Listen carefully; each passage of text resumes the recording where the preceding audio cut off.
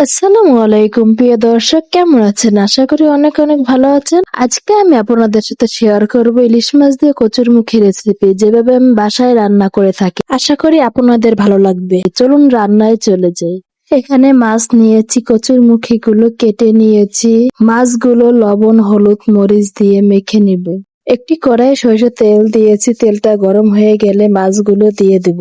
মাছগুলো উল্টে পাল্টে ভেজে একটি বাড়িতে তুলে নিব। ওই তেলেই দিয়ে দেব হাফ কাপ পেঁয়াজ বাটা, 2 টিস্পুন আদা রসুন বাটা দিয়ে নেড়ে চেড়ে একটু ভেজে নিব।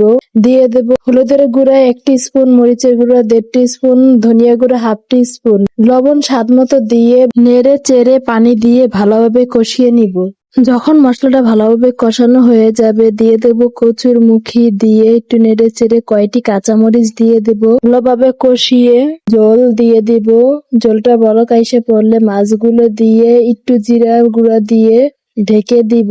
কিছুক্ষণ রান্না করে নিলেই হয়ে যাবে ইলিশ মাছ দিয়ে কচুরমুখী রান্না। ভালো লাগলে লাইক, কমেন্ট, শেয়ার করবেন। Thank you for watching video.